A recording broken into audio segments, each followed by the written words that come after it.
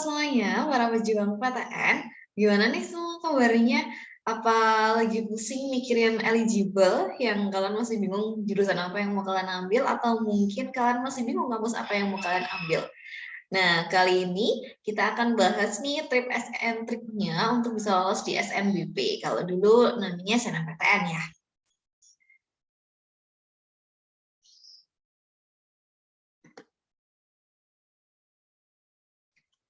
Nah, sebelum kita bahas apa sih kira-kira tips and triknya buat bisa lolos ke SNBP, kalian harus benar-benar tahu nih. Jadi ini adalah laman terbaru dari seleksi masuk ke perguruan tinggi negeri di jalur SNBP maupun SNBP. Jadi kalau dulu namanya SNMPTN sama SBMPTN, sekarang namanya adalah SNBP untuk yang SNMPTN-nya. Nah, di sini webnya sudah tak tampilkan ya di situ. Jadi di situ ada lamannya snmptn.bppp.kemendikbud.go.id. Nah, di sini jadwal SNBP-nya karena fokusnya kita kali ini tuh adalah SNBP. Nah, fokusnya di SNBP ini apa aja sih kira-kira gitu kan ya.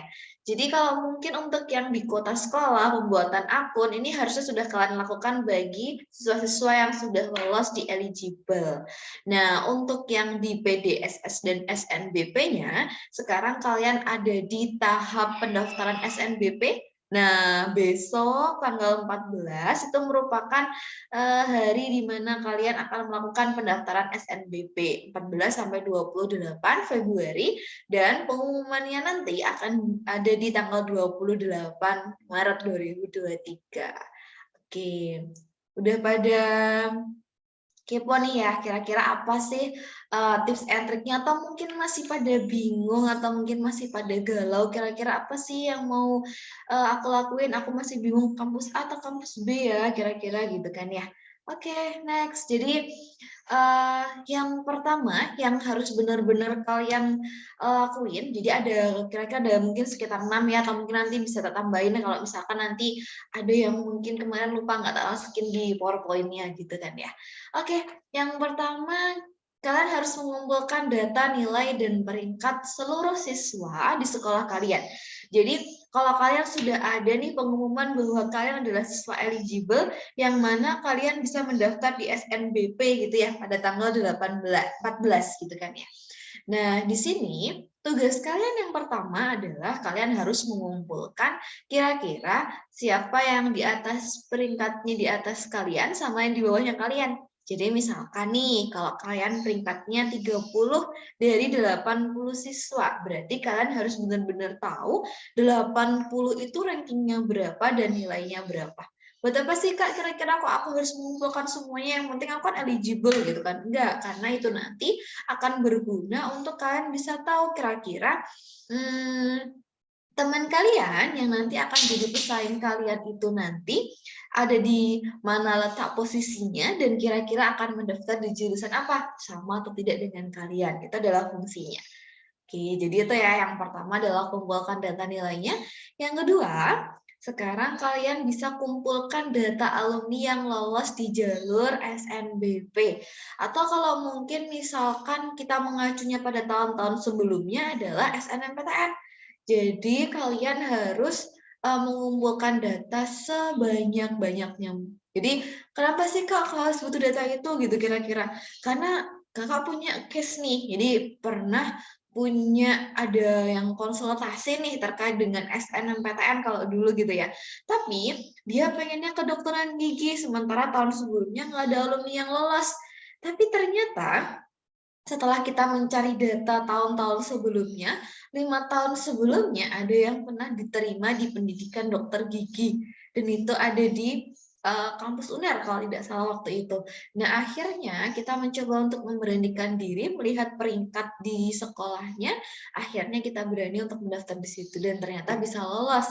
Ternyata setelah kita coba lihat, coba kita analisis, alumni sangat berpengaruh terhadap kelulusan kalian.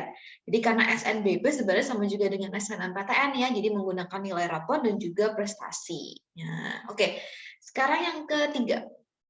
Yang ketiga adalah kalian harus memilih jurusan di provinsi asal yang memiliki peluang lolos lebih besar. Jadi, kalau misalkan kalian pengen ngambil jurusannya yang di mana ya kira-kira Kak jurusannya gitu kan ya. Jadi jurusan yang Kak ambil kampusnya yang mana gitu kan. Yang peluangnya bakal nanti akan lebih banyak itu adalah di provinsi asal sekolah kalian. Jadi kalau misalkan nih sekolah kalian ada di provinsi Jawa Timur gitu misalkan, berarti otomatis silahkan ambil kampus-kampus yang ada di wilayah Jawa Timur. Misalkan ada di Universitas Brawijaya, Universitas Negeri Malang, Universitas Negeri Jember, dan masih banyak lagi. Jadi lebih baik mengambil di situ dan harus ada satu kuncinya adalah ada alumni yang sudah lolos. Yang keempat adalah memilih jurusan yang tidak banyak diminati oleh siswa. Itu memang pasti ya. Jadi mungkin kebanyakan dari siswa kalau misalkan kalian pengen aman, jadi biasanya sih kalau kakak kalau ada yang konsultasi nih terkait dengan SNMPTN atau mungkin SNBP ya sekarang itu biasanya gini, mau ambil aman lolos atau mau ambil resiko kemungkinan besarnya mungkin belum lolos gitu. Kenapa seperti itu? Karena biasanya kalau jurusan yang jarang diminati oleh orang-orang itu akan mudah untuk lolos karena biasanya kuotanya masih ada. Jadi kuotanya masih ada, tapi yang daftar cuma sedikit, otomatis akan bisa lolos. Jadi seperti itu mekanismenya.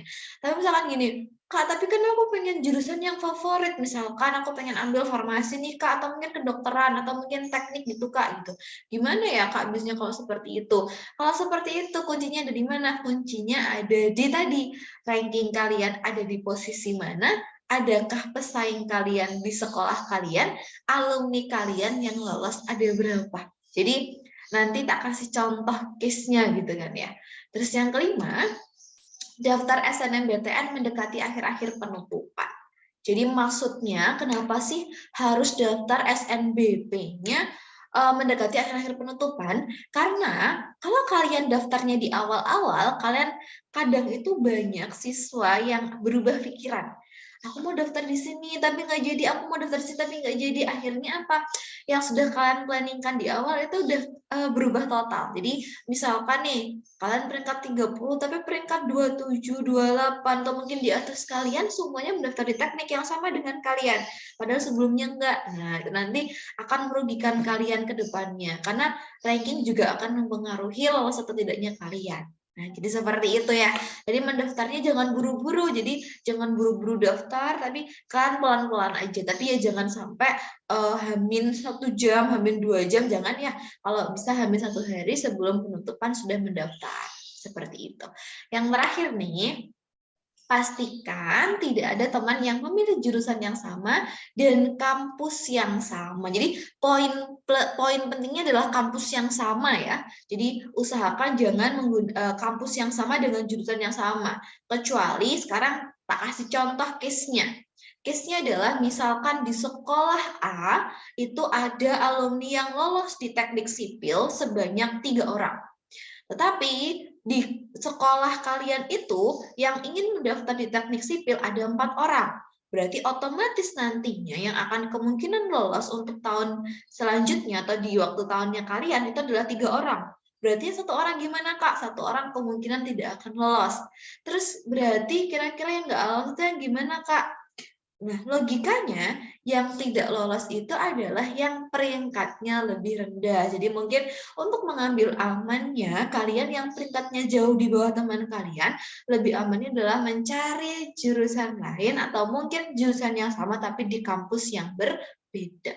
Jadi itu adalah tips and triknya biar kalian bisa lolos di SNBP. Nah, selain itu, ini yang perlu kalian pahami, yang harus kalian garis bawahi sebelum nanti akan mendaftar di tanggal 14 Februari.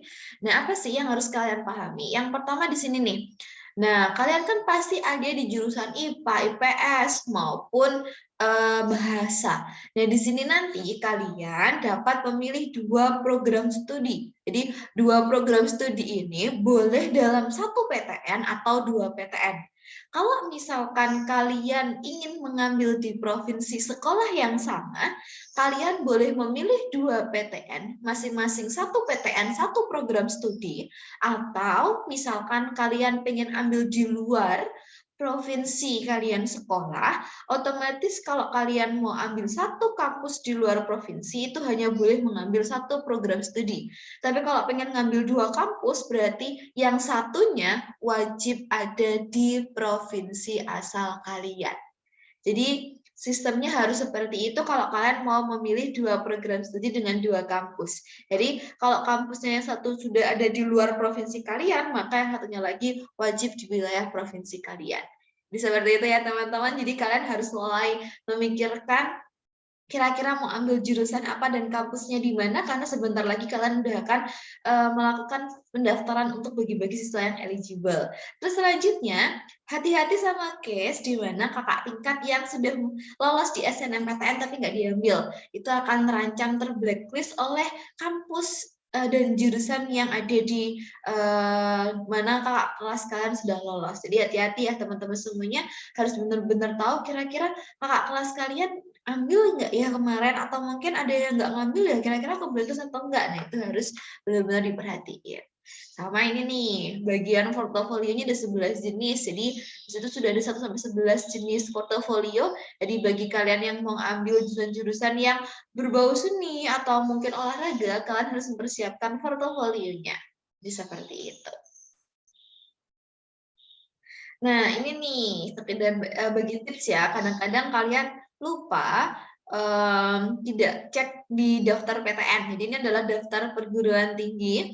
Jadi di situ nanti ada yang program diploma sama program sarjana. Jadi ada yang politeknik sama ada yang universitas. Jadi nanti di sini kalian bisa langsung lihat semua perguruan tinggi yang mengadakan SNBP dan juga politeknik ya, terutama nanti di situ yang untuk program diploma.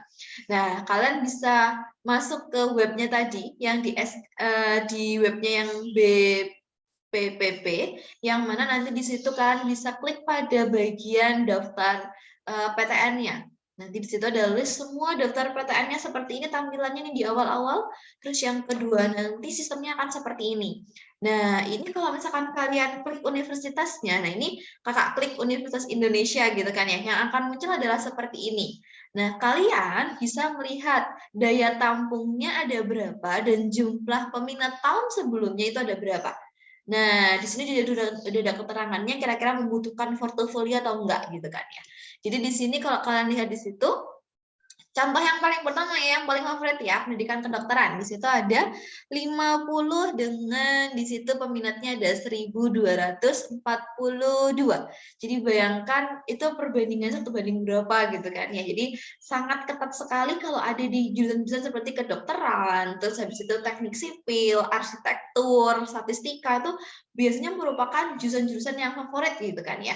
Coba kalau kalian di kedokteran gigi kan kelihatannya nggak terlalu banyak pesaingnya, memang seperti itu. Kalau kedokteran yang paling banyak adalah dokter umum, seperti itu.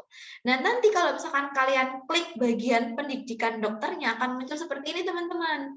Nah, kalau kalian lihat akan seperti ini munculnya, di mana kalian nanti bisa melihat seperti ini. Oke, sorry. Nanti kalian bisa melihat seperti ini ya. Nah, tampilannya akan seperti ini. Di situ sudah ada jumlah peminatnya. Jadi ini peminat dari tahun 2018, 19, 20, 21, 22. Kalian bisa melihat algoritmanya atau melihat kayak bagaimana sistemnya. Apakah semakin naik atau semakin turun peminatnya dan bagaimana daya tampungnya. Ini buat bisa kalian mengira-ngira kira-kira nanti peluang lolosnya tinggi atau tidak. Karena nanti biasanya ini akan jadi patokan kira-kira nanti kalau misalkan daya tampungnya jadi lebih rendah, ada kemungkinan berarti alumni di sekolah kalian akan dikurangi, atau mungkin seperti itu untuk analisis-analisis bisa kalian nanti buat bisa lolos di perguruan tinggi. Oke, jadi lumayan banyak ya, tadi udah ada sekitar 6 tips biar sekalian nanti bisa lolos di perguruan tinggi. Jadi yang pasti yang pertama tadi kalau kalian masih ingat, kalian harus benar-benar tahu peringkat kalian di mana, yang kedua tahu data alumni kalian, yang ketiga adalah tahu pesaing kalian itu nanti daftar di mana saja. Habis itu memilih jurusan yang kalau bisa di provinsi asal sekolah kalian saja. Terus habis itu yang terakhir adalah harus tahu kira-kira nanti pesaingnya seperti apa. Nah, jadi kalian harus benar-benar bisa mencari informasi sebanyak-banyaknya biar nanti kalian bisa lolos di perguruan tinggi. Karena sangat enak sekali kalau kalian bisa lolos jalur SNBP tanpa menggunakan jalur tes. Jadi kalian tinggal masuk ke perguruan tinggi dengan menggunakan nilai rapor dan juga prestasi non akademik. Jadi, oh ya, ada sedikit tambahan ya. Berarti kalau misalkan kalian punya sertifikat juara atau mungkin lomba, itu nanti bisa dimasukkan dalam ini ya, penilaian untuk yang ada di non akademisnya. Jadi seperti itu ya teman-teman tip and triknya. Jadi jangan lupa untuk juga selalu berdoa, berusaha. Jadi kalian tetap harus ada, selain berusaha tapi juga tetap diiringi dengan berdoa agar nanti lancar semuanya di perguruan tinggi negeri. Oke, itu cukup dulu ya untuk tips and triknya lolos di SNBP. Kalau tadi ada yang masih kurang jelas atau masih ada yang kurang paham, silakan bisa di komen, nanti akan kakak bahas satu persatu. Oke, terima kasih sudah menonton. Jangan lupa like, comment, and subscribe. Thank you.